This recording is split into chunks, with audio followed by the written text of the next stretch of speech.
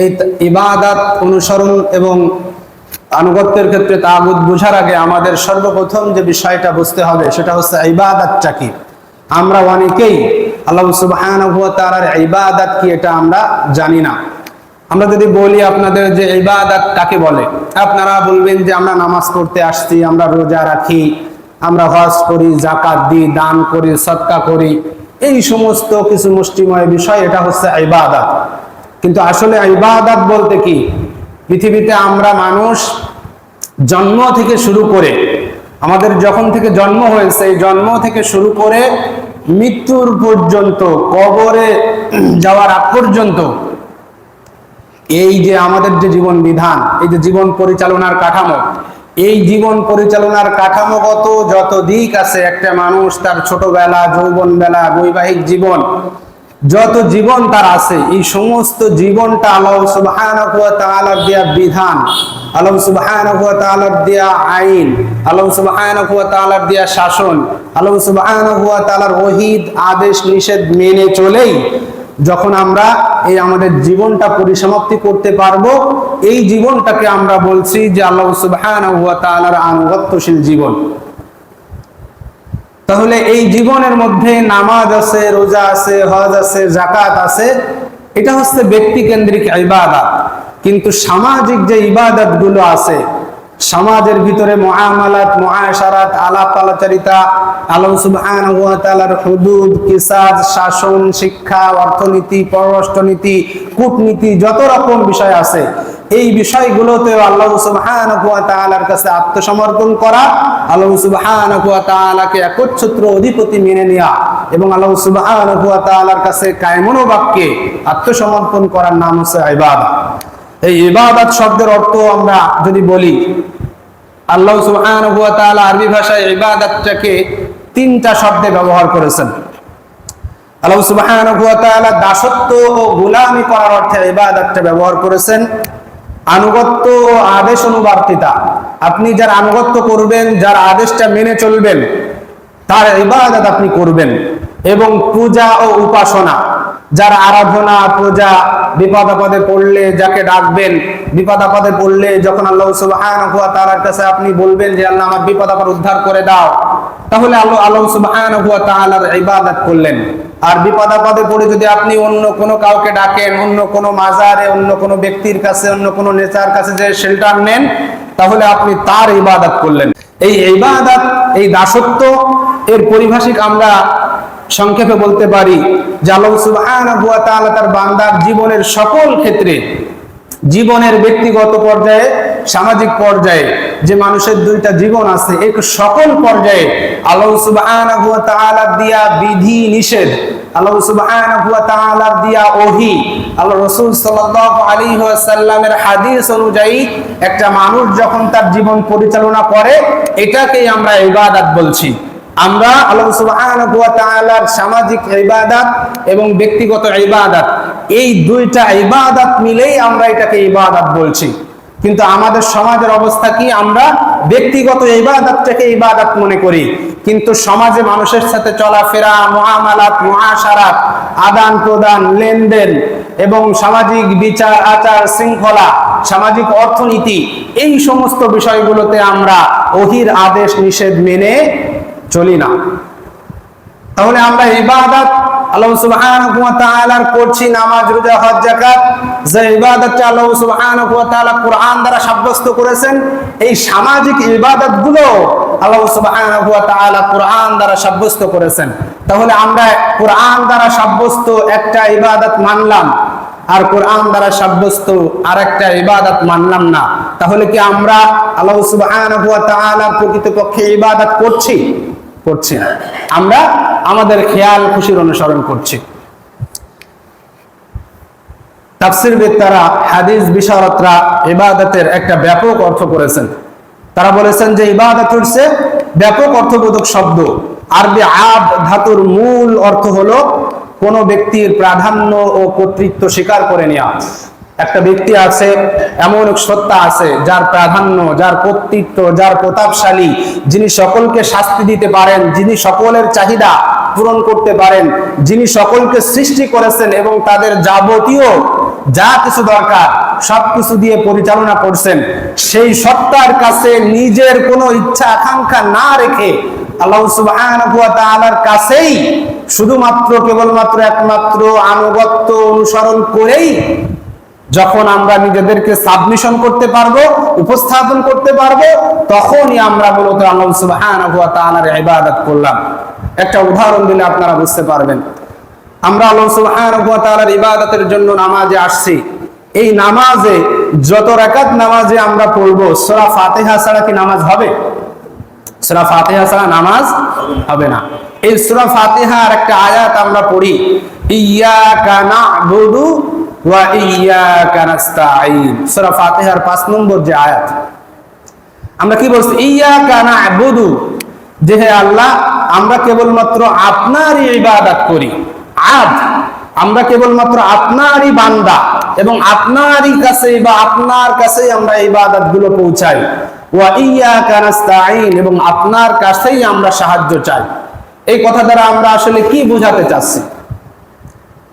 আমরা আল্লাহ সুবহানাহু ওয়া তাআলার যে বান্দা এবং আল্লাহ সুবহানাহু ওয়া তাআলা আমাদের কাছ থেকে যে ইবাদতটা চাচ্ছেন, এর মাধ্যমে আমরা আসলে কি বোঝাতে চাচ্ছি?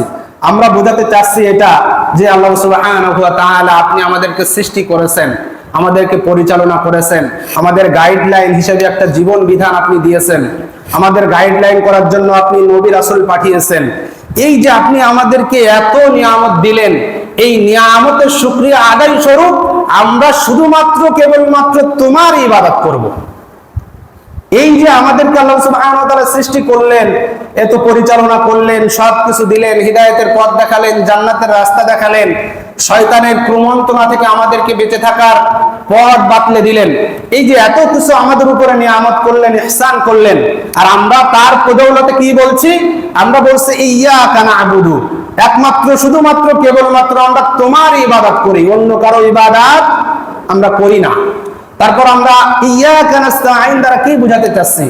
যে পৃথিবীতে যত মানুষ আছে, বিপদ আপদ বালা মুসিবতে পড়লে কার কাছে সাহায্য চাই? আল্লাহ সুবহানাহু ওয়া তাআলার কাছে আমরা সাহায্য চাই। আমরা এই ইয়্যাকা নাস্তাঈন দ্বারা বলছি যে আমরা কেবলমাত্র শুধুমাত্র আপনার কাছেই সাহায্য চাই। আপনি যখন বিপদ আপদ বালা মুসিবত সকল ক্ষেত্রে আল্লাহর কাছেই শুধু সাহায্য চাইবেন, তখন আপনি আল্লাহকে বান্দা হিসেবে মেনে আল্লাহর কাছে আত্মসমর্পণ করে আল্লাহর কাছে সকল কিছু চেয়ে আল্লাহ সুবহানাহু ওয়া তাআলার কাছে রোগ মুক্তি শেফা চেয়ে সকল ক্ষেত্রে যখন আল্লাহর কাছে চাইবেন, তখন আল্লাহ সুবহানাহু ওয়া তাআলা বলবে যে তুমি আমার বান্দা হতে পেরেছো এবং তুমি আমার ইবাদত করছো একনিষ্ঠভাবে এবং আমার কাছে সাহায্য তুমি চাচ্ছ একনিষ্ঠভাবে। যদি আমরা আল্লাহ সুবহানাহু ওয়া তাআলার দিয়া এই অনুগ্রহ ভুলে যাই, আল্লাহ সুবহানাহু ওয়া তাআলার দাসত্ব আমরা ভুলে যাই, তাহলে আল্লাহ সুবহানাহু ওয়া তাআলা আমাদেরকে বলছেন যে তোমরা অন্য কারো ইবাদত করছো, অন্য কারো বান্দা হয়ে গিয়েছো। যখন আমার ইবাদত করছো না, আমার কথা শুনছো না, তাহলে অন্য আরেকজনের ইবাদত তুমি ঠিকই করছো, কিন্তু আমি তোমাকে সৃষ্টি করেছি, ওয়া ইলাইহি তুরজাউন, আমার কাছেই তোমাদের ফিরে আসতে হবে। এই জন্য সাবধান হয়ে যাও, তোমরা আমার ইবাদত করো, অন্য কারো ইবাদত করো না। আমার কাছেই সাহায্য চাও, অন্য কারো কাছে সাহায্য চেও না। আল্লাহ সুবহানাহু ওয়া তাআলা কুরআনুল কারীমের সূরাতুল আম্বিয়ার 25 নম্বর আয়াতে আমাদেরকে বলছেন, ওয়া মা আরসালনা মিন ক্বাবলিকা মির রাসূলিন ইল্লা নূহি ইলাইহি আন্নাহু লা ইলাহা ইল্লা আনা ফা'বুদুন। আল্লাহ সুবহানাহু ওয়া তাআলা আমাদের নবী মুহাম্মদুর রাসূলুল্লাহ সাল্লাল্লাহু আলাইহি ওয়াসাল্লামকে ডেকে বলছেন, হে নবী, ওয়া মা আরসালনা মিন ক্বাবলিকা, আপনার পূর্বে যত আমি নবী রাসূল পাঠিয়েছি, ইল্লা নূহি ইলাইহি, আমি এই ওহী তাদের কাছে করেছি, ইল্লা আনা ফা'বুদুন, যে আমি তোমাদের একমাত্র ইলাহ, তোমরা আমার ইবাদত করো, অন্য কারো ইবাদত করো না। আল্লাহ সুবহানাহু ওয়া তাআলা বলে দিলেন যে ইবাদত কার হবে, দাসত্ব কার হবে, গোলামি কার হবে, আনুগত্য কার হবে, এটা আল্লাহ সুবহানাহু ওয়া তাআলা সূরাতুল আম্বিয়ার 25 নম্বর আয়াতে বলে দিলেন। সূরাতুল বনী ইসরাঈলের 23 নম্বর আয়াতে আল্লাহ সুবহানাহু ওয়া তাআলা বলেন, ওয়া ক্বাদা রাব্বুকা আল্লা তা'বুদু ইল্লা ইয়্যাহ। আল্লাহ সুবহানাহু ওয়া তাআলা বলেন, ওয়া ক্বাদা রাব্বুকা, তোমাদের রব, তোমাদের প্রতিপালক, তোমাদের রিজিক দাতা, তোমাদের আইন দাতা, তোমাদের বিধান দাতা, তোমরা বিপদ আপদে পড়লে যার কাছে আশ্রয় করো, সেই রব একটা জিনিস ফয়সালা করে দিয়েছে। সেই ফয়সালাটা কি? আল্লাহ তা'বুদু ইল্লা ইয়া, তোমরা একমাত্র কেবলমাত্র আল্লাহর ইবাদত করবে, আল্লাহর ইবাদতে কাউকে শরীক করবে না, অন্য কারো ইবাদত তোমরা করবে না, শুধুমাত্র আল্লাহর ইবাদত করবে। এই ইবাদতটা আসলে কি? আমরা এই ইবাদতটাই তো বুঝি না। আমরা তো ইবাদত বলতে এই যে আমাদের নামাজ, রোজা, হজ, যাকাত, যে রেশম রিওয়াজ গুলো আছে, এটাকেই আমরা ইবাদত বলি। কিন্তু এটা হচ্ছে ব্যক্তি কেন্দ্রিক ইবাদত, এবং যে সামাজিক কেন্দ্রিক ইবাদত গুলো আছে, এই ইবাদত গুলো আমরা ভুলে যাই। আমরা ইবাদতের পরিচয় জানছি, ইনশাআল্লাহ আস্তে আস্তে আমরা এই বিষয়গুলো নিয়ে সামনে আলোচনা করব।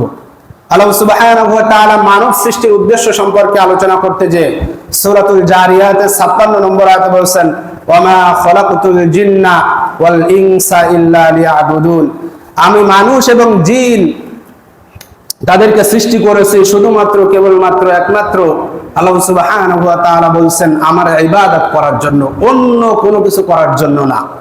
তাহলে আমরা তো দুনিয়ায় আসলাম, দুনিয়ায় এসে অনেক কাজ করলাম, ব্যবসা করছি, বাণিজ্য করছি, আমরা পড়াশোনা করছি, আমরা চাকরি করছি, কত কি আমরা করছি। কিন্তু আল্লাহ সুবহানাহু ওয়া তাআলা তো আমাদেরকে বললেন যে তোমাদেরকে আমি সৃষ্টি করেছি একমাত্র আমার ইবাদত করার জন্য। তাহলে এত কিছু যে আমরা করছি, তাহলে এটাকে আমাদের জন্য করা বৈধ হচ্ছে নাকি হচ্ছে না? এই বিষয়টা আসে না, সামনে আসে। আসলে ইবাদত একটা ব্যাপক শব্দ। আপনি আপনার জন্ম থেকে শুরু করে মৃত্যু পর্যন্ত প্রত্যেকটা ক্ষেত্রে যদি আল্লাহর দেয়া জীবন বিধান মেনে চলেন, আপনার ব্যবসার ক্ষেত্রে যদি আপনার আল্লাহর দেয়া জীবন বিধান মেনে চলেন, চাকরির ক্ষেত্রে যদি আপনি সৎ থাকেন এবং সেটা যদি হালাল হয়, আপনি আপনার পরিবার পরিচালনার ক্ষেত্রে যদি আল্লাহর দেয়া বিধানগুলো মেনে চলেন, আপনি কার ইবাদত করছেন? আপনি আল্লাহ সুবহানাহু ওয়া তাআলার ইবাদত করছেন। এই ইবাদতগুলো আমরা ইবাদতই মনে করি না। আমরা এই নামাজে আসছি, মসজিদে আসছি, মসজিদ থেকে বের হয়ে পরিবারে যে স্ত্রীর সাথে, সন্তান সন্ততির সাথে যে ব্যবহারগুলো করি, এই ব্যবহারগুলোকে আল্লাহ সুবহানাহু ওয়া তাআলা, এই আচার আচরণগুলোকে আল্লাহ সুবহানাহু ওয়া তাআলা আমাদেরকে শিখিয়েছে, বা এটাকে আল্লাহ সুবহানাহু ওয়া তাআলার ওহীর বিধান, এই বিষয়গুলো আমরা খেয়াল করি না। কারণ আমাদের কাছে, আমাদের জেহেনের মধ্যে ইবাদতটা ঢুকে গেছে শুধু নামাজ, রোজা, হজ, যাকাত, সিয়াম, এটাই আমাদের ইবাদত। এই ইবাদত গুলোই আমরা করি। কিন্তু সামাজিক ভাবে, রাষ্ট্রীয় ভাবে যে ইবাদত গুলো আছে, এই ইবাদত গুলোকে আমরা প্রত্যাখ্যান করি। আপনাদের সামনে যদি আমি একটা বিষয় বলি, এখন যদি কোনো একটা মানুষ বলে যে 5 ওয়াক্ত নামাজ তো কতদিন পড়লে, এখন থেকে 3 ওয়াক্ত নামাজ পড়তে হবে, আপনারা কি মেনে নেবেন? না, মেনে নেবেন না। কেন? কারণ আল্লাহ সুবহানাহু ওয়া তাআলা নামাজ ফরজ করেছেন, আর 5 ওয়াক্ত নামাজ কে এনেছেন? মুহাম্মাদুর রাসূলুল্লাহ সাল্লাল্লাহু আলাইহি ওয়াসাল্লাম। এখন যদি বলে যে না, 1 মাস রোজা তো অনেক দিন ধরে থাকলাম, 1450 বছর হয়ে গেছে 1 মাস রোজা রাখছি, এখন আমরা একটু কমায়ে 15 দিন করি, করবেন আপনারা কেউ? কেন করবেন না? কারণ আল্লাহ সুবহানাহু ওয়া তাআলা বলেছেন, কুতিবা আলাইকুমুস সিয়ামু কামা কুতিবা আলাল লাযিনা মিন ক্বাবলিকুম লাআল্লাকুম তাত্তাকুন, সিয়াম তোমাদের উপরে ফরজ করা হয়েছে, শাহরু রমাদান আল্লাযী উনজিলা ফীহিল কুরআন, রমজান মাস, একটা মাসই তোমাদের সিয়াম ফরজ করা হয়েছে। এখন যদি বলি হজ তো অনেকেই যায়, সৌদি আরবে এত টাকা পয়সা খরচ করে কি দরকার, এখন থেকে হজ করা লাগবে না, আপনারা কি মেনে নেবেন? মেনে নেবেন না। কারণ কি? আপনাদের রাডারের মধ্যে ধরা পড়ছে, না আমরা তো ইবাদত করি, এই নামাজটা তো আমরা প্রতিদিন পড়ি, আমরা তো হজ করি যাদের সামর্থ্য আছে, আমরা তো রোজা রাখি যাদের সামর্থ্য আছে। এখানে আল্লাহ সুবহানাহু ওয়া তাআলা যে বিধানটা দিয়েছেন, এই বিধানটা কেউ যদি কাটছাট করতে চায়, তাহলে তার বিরুদ্ধে যুদ্ধ সংগ্রাম যা করা লাগে আমি করব, ঠিক কি না? এখন যদি আমাদের রাষ্ট্রীয় সরকার বলে যে আজকে থেকে নামাজ হচ্ছে 3 ওয়াক্ত নামাজ পড়বে, কে কে মেনে নেবেন আপনারা বলেন? কেউ মেনে নেবেন আপনারা? যদি যুদ্ধ করা লাগে সরকারের বিরুদ্ধে, করবেন আপনারা? কি জন্য করবেন? কারণ কি? এটা আপনি ইবাদত মনে করছেন, যে এটা হচ্ছে আল্লাহ সুবহানাহু ওয়া তাআলার দেয়া ইবাদত বিধান। এই ইবাদতটা কি? ব্যক্তি কেন্দ্রিক। এই নামাজ, রোজা, হজ, যাকাত, এই ইবাদতগুলো আপনি করছেন, আল্লাহ সুবহানাহু ওয়া তাআলা আপনাকে এর পুরস্কার দিবেন পরকালে। তেমনি ভাবে এই ইবাদাত আন আকিমুস সালাহ যে আয়াত দিয়ে নাজিল হয়েছে, সেই আয়াত দিয়েই নাজিল হয়েছে আন আকিমুদ্দিন ওয়ালা তাতাফাররাকু ফি, যে তোমরা আমার জমিনে আমার জীবন ব্যবস্থাটা কায়েম করো, প্রতিষ্ঠা করার চেষ্টা করো। এখন আমাদের সরকার যদি বলে যে না, ইসলামী জীবন বিধান যারা প্রতিষ্ঠা করতে যাবে তারা হচ্ছে জঙ্গিবাদ, মৌলবাদ, তখন আপনারা কে কে এই সরকারের বিরুদ্ধে যুদ্ধ ঘোষণা করবেন বলেন তো? করবেন না? করবেন না? চলছে তো, কই করছেন না তো। আলহামদুলিল্লাহ, যারা বলেছেন তারা করবেন, কিন্তু বেশিরভাগ মানুষ আমরা করব না। কারণ কি? ওই দিন প্রতিষ্ঠাটা আমি ইবাদত হিসেবে গ্রহণ করিনি। ওই দিন প্রতিষ্ঠাটা আমি আমার ইবাদত হিসেবে গ্রহণ করিনি। যেমন ভাবে আমি নামাজটাকে এক ওয়াক্ত ছাড় দেওয়া গেলে, 5 রাকাতে 5 ওয়াক্তের জায়গায় 3 ওয়াক্ত 4 ওয়াক্ত করলেও আমরা এটা মেনে নেব না। রমজানের রোজা 30টা 29টা যেটা হোক, আমরা 20টা 25টা মেনে নেব না। কিন্তু এই সমাজ জীবনে আল্লাহ সুবহানাহু ওয়া তাআলার বিধানগুলো লঙ্ঘন করা হচ্ছে, বিধানগুলো লঙ্ঘিত হয়ে যাচ্ছে, এই বিষয়ে আমরা কতটুকু সচেতন আছি যে এই বিষয়গুলো তো আল্লাহর বিধান, আল্লাহর হুকুম। যেভাবে আল্লাহ কোরআনে নামাজ রোজার কথা বলেছে, সেই আল্লাহই কোরআনে সমাজনীতির কথা বলেছে, রাষ্ট্রনীতির কথা বলেছে, অর্থনীতির কথা বলেছে, শিক্ষানীতির কথা বলেছে, কূটনৈতিক কথা বলেছে আল্লাহ সুবহানাহু ওয়া তাআলা। তো এই বিষয়গুলো কোরআনে আমাদেরকে বলেছে। তাহলে একটা বিষয় আপনি মানছেন, আরেকটা বিষয় মানছেন না। এই একটা বিষয় আপনি মনে করছেন ইবাদত, আপনার রাডারে ধরা পড়ছে। আপনাকে যদি এই চৌরাস্তার মোড়ে কেউ এসে বলে আজকে থেকে নামাজ 3 ওয়াক্ত, তাহলে আপনি তাকে যদি পারেন এমন মাইক দিবেন, হয়তো নাস্তিককে ধুলাই দিবেন। কিন্তু ওই লোকটা যখন বলছে যে আমরা জাতীয়তাবাদ প্রতিষ্ঠা করব, আমরা গণতন্ত্র প্রতিষ্ঠা করব, আমরা ধর্মনিরপেক্ষতা প্রতিষ্ঠা করব, আল্লাহর জমিনে আল্লাহর দ্বীনটা প্রতিষ্ঠা যারা করবে তাদের বিরোধিতা ওরা করছে, তাদের বিপক্ষে আমাদের কোনো কার্যক্রম আছে নাই। কারণ কি? ইবাদতটা হিসেবে আমরা এটা নিতে পারিনি। এজন্য ভাইরা, এই ইবাদতটা 2 প্রকারের, একটা ব্যক্তিগত ইবাদত, একটা সামাজিক ইবাদত। এই ব্যক্তিগত ইবাদত যেভাবে আল্লাহ সুবহানাহু ওয়া তাআলা কোরআন হাদিস দ্বারা সাব্যস্ত হয়েছে, এই সামাজিক ইবাদতগুলো আল্লাহ সুবহানাহু ওয়া তাআলা কোরআন এবং হাদিস দ্বারাই সাব্যস্ত করেছেন। এই ইবাদতটা না বোঝার কারণে আমরা ইবাদতের ক্ষেত্রে যে তাগুতের খপ্পরে পড়ে আছি, ইবাদতের ক্ষেত্রে যে তাগুতটাকে বর্জন আমরা করতে পারছি না, শুধুমাত্র এই ইবাদতটা না বোঝার কারণে। এই ব্যক্তিগত ইবাদত নিয়ে আমাদের ইসলামের শত্রুরা, যারা এই ইসলামটাকে একটা জীবন ব্যবস্থা হতে দিতে চায় না, একটা জীবন ব্যবস্থা হিসেবে প্রতিষ্ঠা করতে দিতে চায় না, তারা এই ব্যক্তিগত ইবাদত নিয়ে তেমন কোনো মাথা ঘামায় না। কারণ কি? যে একটা মানুষ নামাজ পড়ছে, রোজা রাখছে, সবকিছু করছে, এতে আমাদের তেমন কোনো ক্ষতি হচ্ছে না। আমাদের তখনই ক্ষতি হবে যখন ওই মানুষটা যে আল্লাহর বিধানে নামাজ পড়ছে, ওই আল্লাহর বিধানে এই দিনটা প্রতিষ্ঠা করতে চাইবে। একটা অর্থনীতি, যে আল্লাহ অর্থনীতি দিয়েছে, অর্থনীতির সিস্টেমটা প্রতিষ্ঠা করতে চাইবে। আল্লাহ যে সমাজনীতির কথা বলেছে, সমাজনীতিটা সমাজে প্রতিষ্ঠা করতে চাইবে। আল্লাহ যে শিক্ষা ব্যবস্থার কথা বলেছে, সেই শিক্ষা ব্যবস্থার আদলে শিক্ষা ব্যবস্থা পরিবর্তনের কথা বলবে। আল্লাহ যে কূটনৈতিক সম্পর্কের কথা কোরআনে বলেছে, সেই কূটনৈতিক সম্পর্কের কথা বলবে। তখনই আমাদের বিরুদ্ধে তাদের বিরোধ বেঁধে যায়। বুশ বলেছিলেন, আমি কোট করে নিয়ে আসছি, উনি বলেছিলেন যে we are ready to embrace Islam. একটা ধর্ম হিসেবে ইসলামকে মেনে নিতে আমাদের কোনো দ্বিধা নেই। কে বলেছিল বলেন তো? বুশ। সবচেয়ে ইসলামের চরমতম শত্রু আমাদের আফগানিস্তান, আমাদের ইরাক, আমাদের সিরিয়া, এই সবগুলোর ভিতরে যে যুদ্ধ লাগিয়ে দিয়েছিল, সবচেয়ে বড় খলনায়ক হচ্ছে এই বুশ। সেই বুশ বলেছিল যে একটা ধর্ম হিসেবে ইসলামকে মেনে নিতে আমাদের কোনো সমস্যা নেই, কোনো সমস্যা নেই। কারণ ধর্ম হিসেবে যদি একটা ইসলাম আসে, তাহলে ধর্মীয় বিধিবিধান কি? নামাজ, রোজা, হজ, যাকাত, এই সালাম দিয়া, মানুষের সাথে সালাম দিয়ে কথাবার্তা বলা, এই বিষয়গুলোতে ইসলামের শত্রুদের কোনো আপত্তি নেই। আপত্তি তখনই বাধে যখন একটা শাসন ব্যবস্থা হিসেবে, একটা বিচার ব্যবস্থা হিসেবে, একটা অর্থনৈতিক ব্যবস্থা হিসেবে, যখন একটা পূর্ণাঙ্গ জীবন ব্যবস্থা হিসেবে ইসলামকে আমরা বলি যে ইসলাম কমপ্লিট কোড অফ লাইফ, তখনই এই ইসলামের শত্রুরা এই ইসলামের বিরুদ্ধাচরণ করে। ঠিক কি না? তাহলে দেখেন আমাদের ইবাদতের পরিধি কতটুকু। আমরা তো ইবাদতটা জানি না, কারণ আমাদেরকে জানানো হয় না। যত আমাদের মাহফিল গুলো হয়, সেমিনার, সিম্পোজিয়াম হয়, সব বিষয়ে নামাজ, রোজা, হজ, যাকাতকে ইবাদত ধরা হয়। কিন্তু এটা তো ব্যক্তিগত ইবাদত। এই ইবাদতে পৃথিবীর কোনো মানুষের দ্বিমত নেই। কিন্তু যে ইবাদতটা, যে হুকুমটা পালন করতে যে, যে হুকুমটা, যে বিচার ব্যবস্থাটা পালন করতে যে জীবন ব্যবস্থাটা আল্লাহ সুবহানাহু ওয়া তাআলা আমাদের দিয়েছেন, এইটা সমাজে প্রতিষ্ঠা করতে গেলেই তো তাদের বিরুদ্ধাচরণ করা হচ্ছে। আর তখন তারাই আমাদের বিরোধাচরণ হয়ে আমাদের বিপক্ষে কথা বলছে, আমাদের মৌলবাদ, জঙ্গিবাদ এই ধরনের ট্যাগ গুলো আমাদের দিচ্ছে। তাহলে এই ব্যক্তিগত ইবাদতে কারো কোনো সমস্যা নেই, কিন্তু এই সামাজিক ইবাদতটা, এই বিষয়গুলো আমাদের একটু সচেতন হতে হবে ভাইয়েরা আমার। আল্লাহ সুবহানাহু ওয়া তাআলা আপনাদের একটা করে উদাহরণ দিচ্ছে, আপনি দেখেন।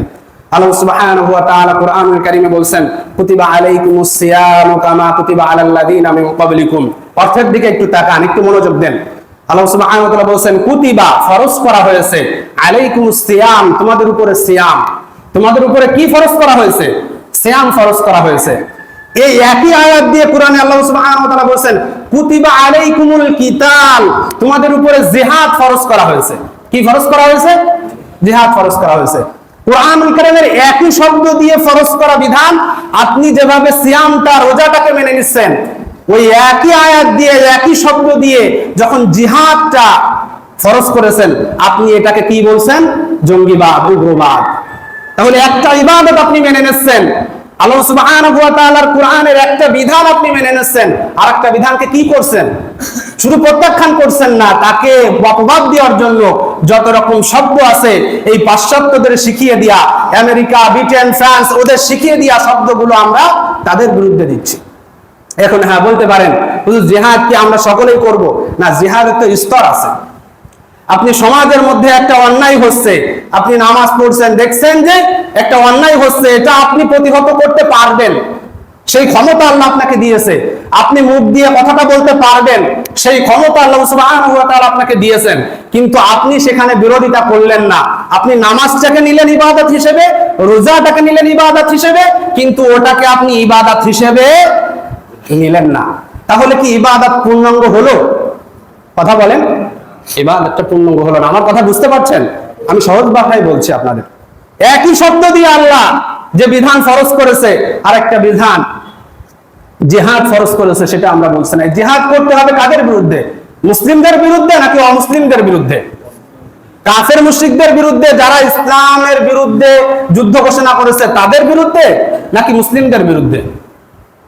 যারা ইসলামের বিরুদ্ধে যুদ্ধ ঘোষণা করেছে তাদের বিরুদ্ধে। একজন মুসলিমের বাড়ি যায় আপনি আবার বন্ধক মেরে দিয়েন না, এটার নাম জিহাদ না, এটার নাম সন্ত্রাস। জিহাদ আর সন্ত্রাস কখনো এক হতে পারে না। জিহাদের সুশৃঙ্খলা, সুনিয়ন্ত্রিত শৃঙ্খলা আছে। এখন বিষয় হচ্ছে আপনি মেনে নিতে পারছেন কিনা, যে না, ইসলামে জিহাদ একটা বিধান আছে, সেটা ফরজ করেছেন। যে শব্দ দিয়ে আল্লাহ রোজা ফরজ করেছে, আমরা নিষ্ঠিত ভাবে রোজা রাখছি, সেই শব্দ দিয়েই আল্লাহ জিহাদ ফরজ করেছে। এটা আপনি মেনে নিতে পারছেন কিনা? যদি মেনে নিতে পারেন, আলহামদুলিল্লাহ, আপনি ব্যক্তিগত ইবাদতের পাশাপাশি সামাজিক ইবাদতটাকেও মেনে নিলেন। দ্বিতীয় নম্বর উদাহরণ, আল্লাহ সুবহানাহু ওয়া তাআলা বলেছেন, ইয়া আইয়ুহাল্লাযীনা আমানু আকিমুস সালাতা ওয়া আতুজ যাকাতা, যে হে ঈমানদারগণ, তোমরা নামাজ প্রতিষ্ঠা করো। আন আকিমুস সালাত, আল্লাহ সুবহানাহু ওয়া তাআলা কোরআনুল কারীমে বলেছেন আকিমুদ্দিন। দেখেন, আন আকিমুস সালাত, নামাজটা প্রতিষ্ঠা করো। আন আকিমুদ্দিন, তোমরা দ্বীনটা প্রতিষ্ঠা করো। আল্লাহর দ্বীন মানে হচ্ছে আল্লাহর দেয়া জীবন ব্যবস্থা, কমপ্লিট কোড অফ লাইফ। শুধু ব্যক্তিগত ইবাদত না, সামাজিক ইবাদতের মধ্যে সমৃদ্ধ। এই যখন নামাজটা আপনি নিয়ে নামাজে আসলেন, কিন্তু আন আকিমুদ্দিন একই শব্দ দিয়ে আল্লাহ সুবহানাহু ওয়া তাআলা ইসলাম প্রতিষ্ঠা করা ফরজ করেছেন, ইসলাম প্রতিষ্ঠায় প্রচেষ্টা ফরজ করেছেন, সেই বিষয়টা আপনি আপনার জীবনে বাস্তবায়ন করলেন না। তাহলে আপনি আংশিক ইবাদত করলেন, পরিপূর্ণ ইবাদত আপনি করলেন না। ঠিক কি না? আল্লাহ সুবহানাহু ওয়া তাআলা একটা অর্থনীতির কথা বলেছেন, সেটা হচ্ছে সুদ মুক্ত অর্থনীতি। আল্লাহ সুবহানাহু ওয়া তাআলা বলেছেন, ইয়া আইয়ুহাল্লাযীনা আমানু লা তাকুলু, ইয়া আইয়ুহাল্লাযীনা আমানু লা তাকুলুর রিবা আদআফান মুদাআফা, লা তাকুলুর রিবা, তোমরা সুদ খেও না, তোমরা ঘুষ খেও না। এটা আল্লাহ সুবহানাহু ওয়া তাআলা কোরআনুল কারীমের মধ্যে বললেন। এই আল্লাহ সুবহানাহু ওয়া তাআলা যাকাত দেওয়ার কথা বললেন, যে ওয়া আতুজ যাকাত, তোমরা যাকাত দাও। কিন্তু আমাদের সমাজ ব্যবস্থা কি জাকাত ভিত্তিক সমাজ ব্যবস্থা আছে? আমাদের সমাজ ব্যবস্থা কি? সুদ ভিত্তিক সমাজ ব্যবস্থা আছে। এখন আল্লাহ সুবহানাহু ওয়া তাআলার ইবাদত, আপনি নামাজ পড়ছেন, রোজাটা রাখছেন, কিন্তু কিভাবে সুদ মুক্ত একটা সমাজ ব্যবস্থা আমরা গড়ে তুলতে পারি সেই প্রচেষ্টা আপনার নেই, এবং এটাকে আপনি ইবাদতই মনে করছেন না। তাহলে ইবাদতটা কি? এই ইবাদতের সংজ্ঞা আপনার কাছে কি? আপনার কাছে তো ইবাদতের সংজ্ঞা হয়ে গেছে শুধু নামাজ, রোজা, হজ, যাকাত।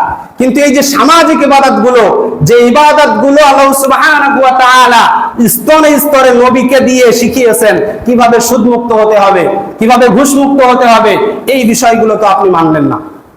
আপনি যখনই না মানছেন তখনই এই সমস্যাটা হচ্ছে। আংশিক দিন পালন করছেন, ইবাদতটাকে অর্ধেক করছেন, আর এই অর্ধেক ইবাদত আল্লাহর কাছে গ্রহণযোগ্যতা রাখে না। কারণ যে আয়াত দিয়ে আল্লাহ একটা বিধান নাজিল করছে আপনি সেটা মানছেন, ওই রকম শব্দ দিয়ে আরেকটা আয়াতে আল্লাহ আরেকটা বিধানের কথা বলছে, কিন্তু আপনি মেনে নিতে পারছেন না। এটাই হচ্ছে সবচেয়ে বড় কথা। এখন এই সামাজিক ইবাদত গুলো কি কি, এটাও তো আমরা অনেকেই জানি না। হুজুর, আপনি শুধু বারবার সামাজিক ইবাদত করার কথা বলছেন, ইসলাম একটা জীবন বিধানের কথা বলছেন। এই জীবন বিধানটা কি, সামাজিক ইবাদতটা কি, এটা আমাদের জানার দরকার আছে না নাই? আছে না? এই সামাজিক ইবাদত গুলো কি আমি আপনাদের সংক্ষেপে বলছি। এই সামাজিক ইবাদতের মধ্যে রয়েছে ইসলামী শাসন ব্যবস্থা। একটু মনোযোগ দিয়ে শোনেন। ইসলাম একটা শাসন ব্যবস্থা দিয়েছে, এটা সামাজিক ইবাদত। ইসলামী বিচার ব্যবস্থা, ইসলামী অর্থ ব্যবস্থা, ইসলামী সামাজিক রীতিনীতির ব্যবস্থা, ইসলামিক কূটনীতি, ইসলামিক শাস্তির ব্যবস্থা যাকে হুদুদ কিসাস বলা হয়, এবং ইসলামী শিক্ষানীতি, এই বিষয়গুলো আল্লাহ সুবহানাহু ওয়া তাআলা কোরআন এবং হাদিসে বিস্তারিতভাবে বলেছেন। তাহলে এই বিষয়গুলো, এই ইবাদতগুলো যদি আপনি আপনার জীবনে না করেন, আপনি আপনার জীবনে যদি এই শাসন ব্যবস্থা, বিচার ব্যবস্থা, অর্থনীতি, এইটা আল্লাহ সুবহানাহু ওয়া তাআলা দিয়া মেনে নিয়ে এই ইবাদতগুলো করার জন্য প্রচেষ্টা না করেন, তাহলে আপনি আংশিক ইবাদত করলেন। আর আংশিক ইবাদত করার পরিণতি সম্পর্কে আল্লাহ সুবহানাহু ওয়া তাআলা কুরআনুল কারীমের সূরাতুল বাকারার 85 নম্বর আয়াতে ধমকের সহিত আমাদেরকে বলেছেন। কি বলছেন? আল্লাহ সুবহানাহু ওয়া তাআলা বলেন, আফাতুমিনুনা বিবাদিল কিতাবি ওয়া তাকফুরুনা বিবাদ ফামা জাযাউ মান ইয়াফআলু যালিকা মিনকুম ইল্লা খিzyun ফিল হায়াতিদ দুনিয়া ওয়া ইয়াওমাল কিয়ামাতি ইউরাদ্দুনা ইলা আশাদ্দিল আযাব ওয়া মাল্লাহু বিগাফিলিন আম্মা তা'মালুন। এই আয়াতটার দিকে একটু মনোযোগ দেন। আল্লাহ সুবহানাহু ওয়া তাআলা বলেন, যারা ব্যক্তিগত ইবাদত করবে, নামাজ, রোজা, হজ, যাকাত এগুলো করবে, সামাজিক ইবাদত গুলো করবে না, যারা সামাজিক ভাবে আল্লাহ সুবহানাহু ওয়া তাআলার বিধানটা প্রতিষ্ঠা করতে চাইবে না, তারা আংশিক দিন পালন করে। আর তাদের ব্যাপারে আল্লাহ সুবহানাহু ওয়া তাআলা বলেন, আফাতুমিনুনা বিবাদিল কিতাবি ওয়া তাকফুরুনা বিবাদ, তোমরা কি কিতাবের কিছু অংশের প্রতি ঈমান এনেছো এবং কিছু অংশকে প্রত্যাখ্যান করেছো? কিতাবের কিছু অংশ তোমরা মানছো, ওই যে আমরা যেভাবে নামাজ, রোজা, হজ, যাকাত মানছি, আর ইসলামিক সমাজ ব্যবস্থা, বিচার ব্যবস্থা, অর্থনীতি, শিক্ষা, কূটনীতি, এই বিষয়গুলো আমরা মানছি না। আমাদেরকে বলছে, কাদেরকে বলছে? আমাদেরকে বলছে যে তোমরা যারা কিতাবের কিছু অংশ মানছো আর কিছু অংশের প্রতি ঈমান আনছো না, তাদের পরিণতি কি হবে? ফামা জাযাউ মান ইয়াফআলু যালিকা মিনকুম ইল্লা খিzyun ফিল হায়াতিদ দুনিয়া, তোমাদের মধ্যে যারা এরকম আংশিক দিন পালন করবে, যেটা ভালো লাগবে সেটা ইসলাম থেকে নেবে, যেটা ভালো লাগবে না সেটা ইসলাম থেকে নেবে না, তাদের ব্যাপারে বলা হচ্ছে যে দুনিয়ার জীবনে আল্লাহ সুবহানাহু ওয়া তাআলা খিzyun ফিল হায়াতিদ দুনিয়া, তোমাদের জন্য লাঞ্ছনা গঞ্ছনার জীবন অতিবাহিত করবে। তোমাদের জন্য চরমভাবে লাঞ্ছনা গঞ্ছনা তোমাদের উপরে চাপিয়ে দেওয়া হবে। এই লাঞ্ছনা গঞ্ছনা কি? এই সারা বিশ্বে 150 কোটি মুসলমান থাকার পরেও আল্লাহর রাসূলকে নিয়ে গালি দেয়, কোরআন নিয়ে কটূক্তি করে, কোরআন নিয়ে ফুটবল খেলছে এক শ্রেণীর লোক, এই 150 কোটি মুসলিমদেরকে তারা ভয় পাচ্ছে না। এটাই আমাদের জন্য লাঞ্ছনা। আমরা 90% মুসলিমের দেশ, আমরা বলছি এই 90% মুসলিম যারা আল্লাহর কাছে আত্মসমর্পণ করে নামাজে এসে, তারা রাষ্ট্রীয়ভাবে আল্লাহর কাছে আত্মসমর্পণ করার সাহস করছি না। এর চেয়ে লজ্জা, লাঞ্ছনা আর কি থাকতে পারে? কথা বলেন, এর চেয়ে লাঞ্ছনা, লজ্জা আর কি থাকতে পারে? আল্লাহ বলছে খিzyun ফিল হায়াতিদ দুনিয়া, তোমরা যদি দুনিয়ার জীবনে এই আংশিক দিন পালন করো, তাহলে তোমাদের জন্য লাঞ্ছনা গঞ্ছনা আমি চাপিয়ে দেব, চাপিয়ে দিচ্ছি আল্লাহ সুবহানাহু ওয়া তাআলা। আপনি একজন তাওহীদবাদী মুসলিম, আপনি চান যে আল্লাহ সুবহানাহু ওয়া তাআলার বিধান দ্বারা, ওহী দ্বারা আমি আমার সমস্ত জীবন পরিচালনা করব, আপনি এমন ভাবে কোণঠাসা হয়ে আছেন সমাজে যে আপনি এই একনিষ্ঠভাবে আল্লাহ সুবহানাহু ওয়া তাআলার জীবন বিধানটা 100% আপনি সমাজে মানতে পারছেন না। কাদের কারণে মানতে পারছেন না? যারা ইসলামের দাবিদার করছে, যারা মুসলিম, তাদের কারণেই আপনি মানতে পারছেন না। আল্লাহ সুবহানাহু ওয়া তাআলা কুরআনুল কারীমে বললেন যে তাদের জন্য আমি দুনিয়ার জীবনে শাস্তি রেখেছি লাঞ্ছনা, গঞ্জনা, পরাজিত মন মানসিকতা এবং কাফের মুশরিকদের আন্ডারে তারা জীবনবাহিত করবে। তারা তাদের উপরে যেরকম অর্থনীতি চাপিয়ে দেবে, যে করের বোঝা চাপিয়ে দেবে, সেই করের বোঝা টানতে টানতে, ঘানি টানতে টানতে তাদের জীবন যাবে। কিন্তু এই মুসলিম, আমরা তো ছিলাম বীরের জাতি, যে জাতিগুলো যে সময়ে আল্লাহ সুবহানাহু ওয়া তাআলার কোরআনের সমস্ত বিধানই মানা হতো, ব্যক্তিগত ইবাদত মানা হতো, সামাজিক ইবাদত মানা হতো। ওই সময়ের সোনালী ইতিহাসের দিকে আপনি ফিরে যান, যে সময়ে আল্লাহ সুবহানাহু ওয়া তাআলার জমিনে আল্লাহর দ্বীনটা প্রতিষ্ঠা করার জন্য প্রচেষ্টা করতে এক শ্রেণীর লোকরা, ওই সময়ে কাফের মুশরিকরা মুসলিমের আন্ডারে থাকতো। আর আজকে আমরা এই আংশিক দিন পালন করার কারণে আমরা তাদের অধীনে আসি। এর চেয়ে লজ্জা, এর চেয়ে লাঞ্ছনা গঞ্জনা আর কি হতে পারে? কিছুই হতে পারে না। তারপর আল্লাহ সুবহানাহু ওয়া তাআলা বলেন ওয়া ইয়াউমাল কিয়ামাতি ইউরাদ্দুনা ইলা আশাদ্দিল আযাব। এটা তো দুনিয়ার জীবনের শাস্তি। আর কিয়ামতের ময়দানে আল্লাহ সুবহানাহু ওয়া তাআলা বলেন তোমাদের জন্য কঠোর শাস্তির ব্যবস্থা আমি করে রেখেছি। আশাদ্দুল আযাব, তোমাদের জন্য কঠোর শাস্তি রয়েছে। যে তোমরা যারা ঈমানের দাবি করেছিলে, যারা মুসলিম হিসেবে নিজেকে পরিচয় করেছিলে যে আমি আল্লাহর কাছে আত্মসমর্পণ করি, তোমরা কিছু কিছু বিধানের কাছে আত্মসমর্পণ করেছিলে, আর কিছু কিছু বিধানকে তোমরা হেয় প্রতিপন্ন করেছিলে, অবহেলা করেছিলে। আজকে আমার কাছে আসছো ফিরে, আমি তোমাদেরকে কঠিন আযাবের বিরুদ্ধে দাঁড় করাবো। এজন্য ভাইরা, এই আংশিক দিন পালন করার কোন সিস্টেম ইসলামের মধ্যে নেই। এই ইবাদতটাকে আমরা বুঝতে পারিনি। আমরা ইবাদতটাকে এই নামাজ, রোজা, হজ, যাকাত, কিছু রসম রিওয়াজের মধ্যে তুলনা করি। কিন্তু এই যে সামাজিক ইবাদত গুলো আছে, এই মুআমালাত মুআশারাত গুলো আছে, এইগুলোকে আমরা ইবাদত মনে না করার কারণে, ইবাদত মনে না করার কারণে আমরা আংশিক ইবাদত করে লাঞ্ছনা গঞ্জনার একটা জীবন অতিবাহিত আমরা করছি। ভাইরা আমার, এই ইবাদতটা বুঝতে হবে। তাহলে সার্বিকভাবে আমরা ইবাদত বলতে কি বোঝাতে চাচ্ছি? আমরা সার্বিকভাবে ইবাদত বলতে বোঝাচ্ছি যে একজন মুসলিম যখন ঈমান আনবে, ঈমান আনার সাথে সাথে তার ব্যক্তি জীবন, পারিবারিক জীবন, তার রাষ্ট্রীয় জীবন এবং তার জীবনটা যেভাবে সে পরিচালনা করবে, সকল ক্ষেত্রে আল্লাহ সুবহানাহু ওয়া তাআলার দিয়া ওহীর আদেশ নিষেধ অনুযায়ী পরিচালনা করবে। বুঝতে পেরেছেন? ইবাদতটা কি? আমি আবার বলছি, ইবাদতটা হলো একজন মানুষ জন্মগ্রহণ করেছে, জন্মগ্রহণ করার পরে যখন থেকে তার উপরে শরীয়ত ধার্য হচ্ছে, তখন থেকে মৃত্যুর আগ পর্যন্ত তার জীবন পরিচালনার জন্য যা কিছু দরকার, সেটা তার পরিবার জীবন চালাতে, ব্যবসায়িক জীবন, রাষ্ট্রীয় জীবন, যে কোনো বিষয়ে কার কাছে আত্মসমর্পণ করবে? আল্লাহ সুবহানাহু ওয়া তাআলার কাছে সকল ক্ষেত্রে আত্মসমর্পণ করবে। এই আত্মসমর্পণ, গোলামি, দাসত্ব যখনই আপনি মেনে নেবেন, তখনই মূলত আপনি আল্লাহর বান্দা হলেন, আল্লাহ সুবহানাহু ওয়া তাআলার ইবাদত করলেন। আর যদি কিছু কিছু ক্ষেত্রে আল্লাহর ইবাদত করছেন আর কিছু কিছু ক্ষেত্রে অন্য মানুষের ইবাদত করছেন, তাহলে আংশিক আল্লাহর বান্দা হওয়ার কোনো সুযোগ ইসলামে আছে? যে আপনি বলতে পারেন যে আমি অমুক অমুক সময় আল্লাহর বান্দা থাকবো, আবার গুনাহ করার সময়, আল্লাহ সুবহানাহু ওয়া তাআলার ওই বিধানগুলো না মানার সময় আমি আল্লাহর বান্দা থাকবো না। এরকম সুযোগ কি আছে? কথা বলেন, এরকম সুযোগ আছে? কিন্তু আমরা তো এটা করি। আমরা মসজিদে আসছি, কার বান্দা? আল্লাহর বান্দা। সমাজে চলে যাওয়ার পরে কার বান্দা হয়ে যায়? সামাজিক বান্দা। মানুষ কি জীব? দেখেন, আপনারা কিন্তু অনেকে বলে ফেলছেন সামাজিক জীব। তাহলে সমাজের কথা যদি না মানেন, সমাজের নিয়ম নীতি যদি না মানেন, তাহলে সামাজিক জীব হয়ে বেঁচে থাকার তো মানে হয় না। সামাজিক জীব হিসেবে তো সত্যতা আনতে গেলে এই সামাজিক রীতি নীতি প্রথা এইগুলো মেনে চলতে হবে, ঠিক কিনা? মানুষ আল্লাহ সুবহানাহু ওয়া তাআলার বান্দা, গোলাম, এটা যখনই মানুষ মনে করবে, তখন তার ব্যক্তি, রাষ্ট্রীয় সকল জীবনেই আল্লাহ সুবহানাহু ওয়া তাআলার আবিদ, আল্লাহ সুবহানাহু ওয়া তাআলার একনিষ্ঠ বান্দা হিসেবে থাকতে পারবে। আর বান্দা যখনই মানুষ মনে করবে যে আমরা সামাজিক জীব, সামাজিক রীতিনীতি আমাদেরকে যে দিকে বলে সেই দিকে আমরা পরিচালনা করব, তখনই মানুষ আল্লাহর গোলাম থেকে, আল্লাহর বান্দা থেকে সমাজের গোলাম, সমাজের বান্দা হলো। আর এটা তখন তাগুত হয়ে গেল। আর এই তাগুতকে প্রত্যাখ্যান করার জন্য আল্লাহ সুবহানাহু ওয়া তাআলা আমাদের বলেছেন, আমাদের সমাজ ব্যবস্থা আমাদের কি বলে যে একটা বিয়ে বাড়ি, একটা জন্ম অনুষ্ঠানে গান বাজনা বাজিয়ে দাও, এটা কি সামাজিকভাবে গুনার কাজ নাকি সওয়াবের কাজ?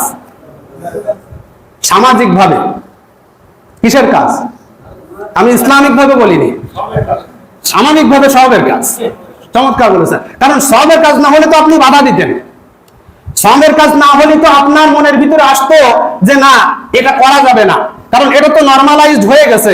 আপনার সামনে আপনার পিতা, বৃদ্ধ পিতা ঘুমাতে পারছে না, আপনার ছোট সন্তানটা ঘুমাতে পারছে না, তাও আপনি বাধা দিচ্ছেন না। তার মানে কি আপনি মনে করছেন যে একটা ভালো কাজ করছে, আমার সন্তান কষ্ট পাক, আমার বৃদ্ধ বাবা মা কষ্ট পাক, তাও আমি ওখানে কিছু বলতে যাব না। এই সামাজিক রীতিনীতি নিয়ে গেছেন। কারণ কি আমরা সমাজের গোলাম হয়ে গিয়েছি, আমরা আল্লাহর গোলাম হতে পারিনি। আমরা সমাজের ইবাদত করছি, আমরা আল্লাহর ইবাদত করতে পারছি না। আমরা মসজিদে এসে আল্লাহর ইবাদত করছি, সমাজের ইবাদত করছি। এই যে দ্বিমুখীচারিতা, এই যে আল্লাহর বান্দা হওয়া, মাঝে মাঝে সমাজের বান্দা হওয়া, মাঝে মাঝে শয়তানের বান্দা হওয়া, মাঝে মাঝে তাগুতের বান্দা হওয়া, এরকম ইসলাম আল্লাহ সুবহানাহু ওয়া তাআলা আমাদেরকে দেননি। এজন্য ভাইরা আমার, যদি আপনি যখনই মনে করতে পারবেন যে আমি হচ্ছে আল্লাহর বান্দা, মসজিদেও আল্লাহর বান্দা, আমি সমাজে চলে গেলেও আল্লাহর বান্দা, আমি পরিবারেও আল্লাহর বান্দা, আমি রাষ্ট্র পরিচালনার ক্ষেত্রেও আল্লাহর বান্দা, যখন আপনি আল্লাহর বান্দা কনসেপ্টটা আপনার মনের ভিতরে নিতে পারবেন, তখন গোলামি করবেন কার? তখন গোলামি করবেন কার? দাসত্ব করবেন কার? তা কার নিয়ম নীতি অনুযায়ী চলবেন? আল্লাহ সুবহানাহু ওয়া তাআলার নিয়ম অনুযায়ী চলবেন। আর যখনই একটা জায়গায় এসে আল্লাহর বান্দা হবেন, আর একটা জায়গায় যে আরেকজনের বান্দা হবেন, তখন সর্বক্ষেত্রে সকল ক্ষেত্রে আল্লাহর গোলামি আপনি করতে পারবেন না, আল্লাহর গোলামি আপনি করতে পারবেন না। আর আল্লাহ সুবহানাহু ওয়া তাআলা বলেন, ওয়া মা খালাকতুল জিন্না ওয়াল ইনসা ইল্লা লিয়াবুদুন, আমি জিন জাতি এবং মানব জাতিকে সৃষ্টি করেছি শুধুমাত্র কেবলমাত্র একমাত্র আমার ইবাদত করবে, অন্য কিছু করবে না, আমার ইবাদত করবে। তাহলে আপনি কিছু ক্ষেত্রে আল্লাহর ইবাদত করছেন আর কিছু ক্ষেত্রে করছেন না, এটা আল্লাহ সুবহানাহু ওয়া তাআলা গ্রহণযোগ্য হিসেবে মেনে নেবেন? মেনে নেবেন না। একটা উদাহরণ দিলে আপনারা কথাটা ভালো করে বুঝতে পারবেন। আপনার সন্তান আপনি লালন পালন করেন, আপনি খাওয়ান, আপনি তার সকল চাহিদা পূরণ করেন, জামা কাপড় চাইলে সবকিছু দেন, পকেট খরচ সবকিছু দেন, কিন্তু আপনার কোনো কথা শোনে না। আপনি ডাইনে যেতে বললে বামে যায়, আপনি পড়াশোনা করতে বললে যে পড়াশোনা করব না, এবং আপনার বিরুদ্ধাচরণ করে। শুধুমাত্র কথা শোনে না তা না, আপনার বিরুদ্ধাচরণ করে, আপনাকে গালাগালি করে, আপনার বিরুদ্ধে আপনি যে কাজটা ভালো কাজ করতে যাচ্ছেন সেটাকে ধ্বংস করে দিতে চাচ্ছে। এই সন্তানকে আপনারা সুসন্তান বলবেন নাকি বদ সন্তান বলবেন? কথা বলেন, কি সন্তান বলবেন? বদ সন্তান বলবেন না? দুনিয়ার জীবনের আপনার একটা সন্তান যাকে আপনি কিছু টাকা পয়সা দিয়ে লালন পালন করেছেন, সেই সন্তান আপনার কথা শুনছে না, আপনার দেওয়ার কথা অনুযায়ী চলছে না, নিয়ম নীতি অনুযায়ী চলছে না, আপনি তাকে ভালোবাসবেন না, আপনি বলবেন যে সে অবাধ্য সন্তান। তেমনি ভাবে আল্লাহ সুবহানাহু ওয়া তাআলা আমাদেরকে সৃষ্টি করেছেন, আমাদেরকে একটা জীবন বিধান দিয়েছেন, আমাদের জীবন পরিচালনা করার জন্য যা লাগে সবকিছু দিয়েছেন, আমাদের চোখ, নাক, কান সবকিছু আল্লাহ সুবহানাহু ওয়া তাআলা আমাদের না চাইতে দিয়েছেন। সব সময় নিয়ামত আল্লাহ সুবহানাহু ওয়া তাআলা আমাদেরকে দিচ্ছেন। এই নিয়ামত দেওয়ার পরে আল্লাহ বলছেন যে তোমরা দুনিয়ায় যে আমার গোলামি করবে, আমার দাসত্ব করবে এবং আমার কাছে সাহায্য চাইবে, আমার ইবাদত করবে। আল্লাহ সুবহানাহু ওয়া তাআলা এটা বললেন। এখন দুনিয়ায় এসে আমরা যদি আল্লাহকে ভুলে যাই, আল্লাহর ইবাদতে না আসি, আল্লাহর দাসত্বে না আসি, আল্লাহর গোলামিতে না আসি, তাহলে আমরা কি ভালো বান্দা নাকি খারাপ বান্দা? কথা বলেন, আমরা কি বান্দা না খারাপ বান্দা? বুঝতে কষ্ট হলো কি কারণ? সেজন্য আমি তো প্রথমে আপনার ছেলের উদাহরণ দিয়েছি যাতে বুঝতে কষ্ট না হয়। তাহলে এই যে খারাপ বান্দা আছি, এই খারাপ বান্দা থেকে আমাদের ভালো বান্দা হতে হবে কি হবে না? হতে হবে না? আপনি যদি মৃত্যুবরণ করেন, মৃত্যুবরণ করার পরে কার কাছে যেতে হবে? আল্লাহ সুবহানাহু ওয়া তাআলার কাছেই যেতে হবে। সে আল্লাহ সুবহানাহু ওয়া তাআলা আপনাকে যখন খারাপ হিসেবে নেবেন, তখন আপনার থাকার জায়গা কোথায় হবে? একটু ভেবে দেখেছেন কি? আল্লাহ সুবহানাহু ওয়া তাআলা তো আকল, চোখ, আল্লাহ সুবহানাহু ওয়া তাআলা বলেন ইন্নাস সামআ ওয়াল বাসারা ওয়াল ফুআদা কুল্লু উলাইকা কানা আনহু মাসউলা। আমি তোমাদেরকে যে চোখ দিয়েছি, যে কান দিয়েছি, যে অন্তরকরণ দিয়েছি, যে মেধা দিয়েছি, এই সকল সম্পর্কে কিয়ামতের ময়দানে আমি তোমাদেরকে জিজ্ঞাসা করব।